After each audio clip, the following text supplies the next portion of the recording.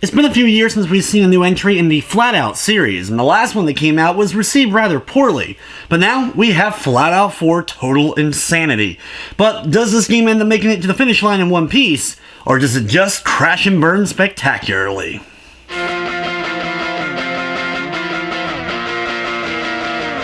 Flatout 4 is a very much arcade racing experience with a lot of crashing, explosions, and mayhem to be had. Flatout 4 provides a lot of different game modes for you to sink your teeth into, featuring 3 different classes of vehicles with a large number in each class, all ranging from different body types and all sorts of different vehicles that you'll get to control and buy throughout the course of the game. You can also upgrade these vehicles with new parts to make them slightly better than their default settings.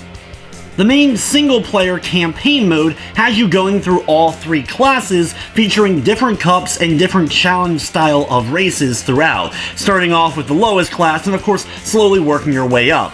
It'll take a lot of grinding and a lot of playing in order to earn enough money to buy the higher classed vehicles and to be able to upgrade them enough so you really truly have a chance at the harder cups. For the most part, you have different cup races featuring 2 to 4 different races in each. Whoever, of course, ends up having the most points at the end of the races is declared the winner. And of course, winning, you'll unlock new stuff, new cups, as well as earn enough money that hopefully you'll be able to upgrade your vehicle a little bit to take on the next competition. Or you may have to redo a few in order to save up that bit of money.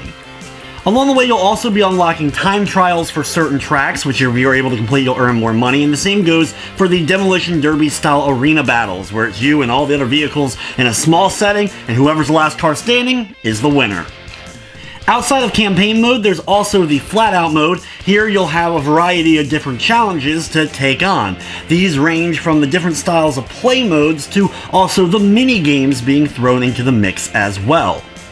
Some of these other race styles include Beat the Bomb, where basically there's a bomb on the track, you're trying to get as far away from it as possible before time runs out, as well as Carnage, where you have to crash into vehicles in order to earn points. One of the funnest aspects of the Flatout series, though, has always been with the mini-games, and once again, these are pretty fun to play, single player and the competition style modes that you'll have to do, as well as, of course, multiplayer with friends, same system with up to 8 players in a hot seat style where you pass the controller along between turns. All of minigames involve taking your vehicle and launching your driver out of the windshield, performing a variety of tasks like soccer, curling, golf, high jump, and then a destruction one where you're kind of doing like an Angry Birds thing, destroying all these block towers and trying to score as many points as possible. There's a lot of fun to be had, though it takes a little bit to kind of get used to the trajectory and the speed that you need to perform each of these tasks, but once you do, it's a lot of fun. One thing that's a bit odd with the game, though, is that there is no split-screen racing for multiplayer. You can do the hot seat stuff with the minigames, but there's no sort of racing on the same system, though there is online play so you can race other people with the various race types. When it comes to the racing itself, when you're dealing with the AI, it's interesting. The AI is pretty much relentless. They will come up from behind you, T-bone you, knock you out of the way, knock you into things, knock you off cliffs all the time, to the point that it can get quite frustrating. The AI also loves to cause mayhem. They crash on their own all the time, running off the roads themselves and blowing up things and crashing into all the breakable stuff along the sides of the road. One of the fun aspects about the game for sure is a lot of the stuff that's on the side of the roads and even in the road itself can be hit and destroyed. Even doing so will net you turbo that of course you can use for a quick boost of speed. From the technical side of things, while the game didn't glitch or slow down on me, I did run into a few crashes here and there throughout the course of playing. Flatout 4 is available now for $49.99 on the PlayStation 4. It's also on Xbox One and PC via Steam. If you're on the PS4, it does of course feature a full trophy list including a Platinum.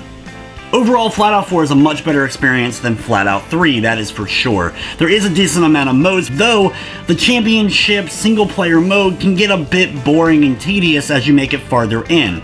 There's a good variety of tracks featuring over 20 tracks for you to compete on, which is definitely a plus. While there is that fun to be had, it just is a bit on the pricey side and just didn't really leave a lasting impact on me. With everything said, I'm going to be giving Flatout 4 a 6 out of 10. But anyway guys, that's going to wrap up this review. I'd like to thank you for watching, and of course I hope you enjoyed.